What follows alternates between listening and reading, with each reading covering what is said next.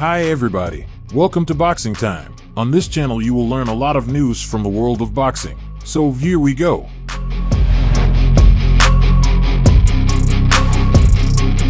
Reportedly, there are plans for a showdown between WBA regular lightweight champion Gervonta Davis and Frank Martin on June 15th, slated for a PBC event streamed on Amazon Prime PPV. Boxing Scene suggests that the Davis-Martin bout is earmarked for June 15th, with hopes that it proceeds smoothly. Assuming PBC remains operational by next June, this bout could materialize. However, pricing the fight at $75 on Amazon Prime PPV might deter potential buyers. Notably, Davis rejected a lucrative $10 million offer from promoter Eddie Hearn to face Conor Benn, with Hearn expressing doubt about Davis replicating such earnings against Martin. Davis, with a record of 29-0 and 27 KOs, returns after a 14-month hiatus following his clash with Ryan Garcia in April. Legal issues and complacency, common among well-off fighters, may have hampered his drive. Martin, boasting an 18-0 record with 12 KOs, presents a credible challenge for Davis, although not at the level of some other lightweight contenders like Andy Cruz or Shakur Stevenson. Martin's narrow victory over Artem Haryunyan in July raises questions about his readiness for this bout. Fans seem more interested in seeing Davis face formidable opponents like Vasily Lomachenko or Teofimo Lopez. While Martin, aged 29, may provide some resistance, he could succumb to Davis's pressure, akin to their sparring session with Haney. Martin's recent fights suggest he may struggle against top-tier opposition, despite his ability to rally late in matches.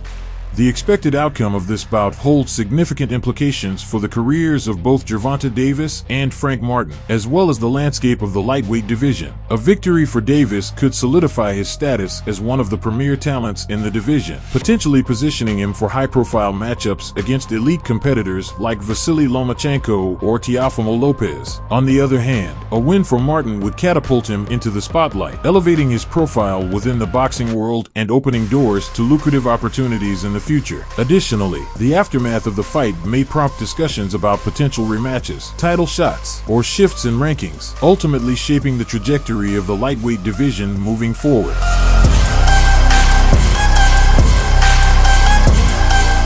Subscribe. Please like and comment. This is very important for the development of the channel. See you later.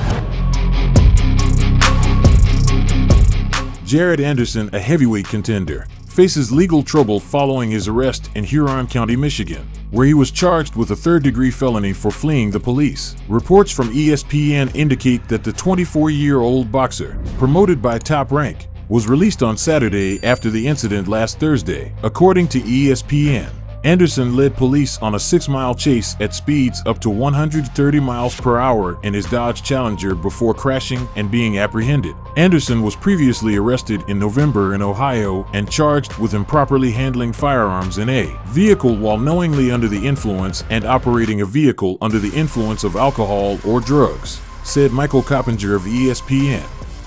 If convicted, Anderson could face a maximum of 5 years in prison, potentially derailing his promising career. This marks his second arrest since November, raising concerns about his judgment and decision-making abilities. Such a setback would not only affect Anderson personally, but also disrupt Top Rank's plans to groom him into a boxing star. The company aims to position him as a successor to the aging Tyson Fury, the current WBC heavyweight title holder.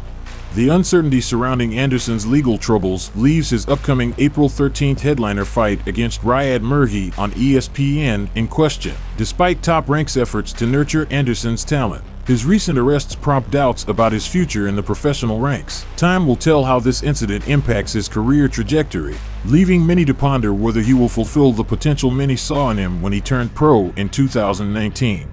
In addition to his legal issues, Anderson's performance against Charles Martin in July raised eyebrows, as he was twice staggered and nearly stopped in the final seconds of the 10th round. Following that bout, Top Rank matched him against Andrei Rudenko, suggesting a cautious approach to his development.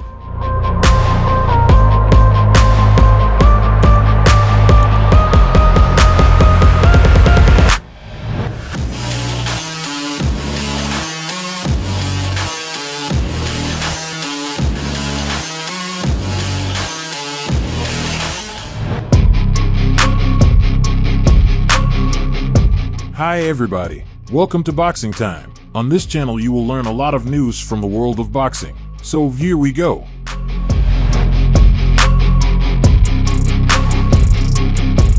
The undisputed super middleweight champion, Canelo Alvarez, and his top-ranked WBO contender, Jaime Munguia, are nearing an agreement for a bout scheduled for May 4th in Las Vegas. The proposed venue for the Canelo-Munguia clash is the T-Mobile Arena, with plans to broadcast the fight on DAZN PPV. This matchup holds significant importance for Canelo as he aims to demonstrate his continued drawing power on pay-per-view, following a string of underwhelming fights that have potentially dimmed his once formidable popularity.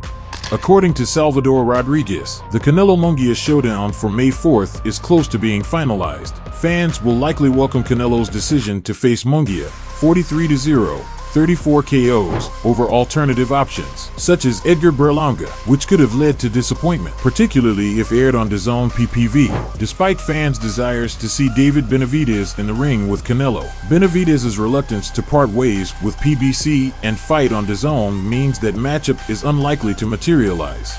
In terms of talent, Munguia ranks as the third best option for Canelo at 168, trailing behind Benavidez and David Morrell Jr. Considering Benavidez's upcoming move to 175, he's no longer a viable super middleweight contender. Munguia holds appeal and popularity, albeit not matching Morrell's talent level. Canelo's willingness to face Munguia suggests confidence in victory. The prospect of sharing the stage with his former promoter, Oscar de la Hoya, might create an awkward dynamic for Canelo, but with limited alternatives, he seems compelled to proceed. Refusal of the Munguia fight would leave Canelo with slim pickings, including Berlanga, an option unlikely to entice DAZN for PPV coverage. Additionally, it's worth noting that the bout with Munguia represents a potentially significant step for both parties involved. For Canelo, it's an opportunity to showcase his dominance in the super middleweight division and reaffirm his status as a top-tier PPV draw. On the other hand, for Munguia, it's a chance to elevate his career to new heights by facing one of the most renowned and decorated boxers of his time. Furthermore, this matchup between champion and contender signifies an important moment for the boxing industry as a whole, influencing fan interest and the economic landscape of the sport.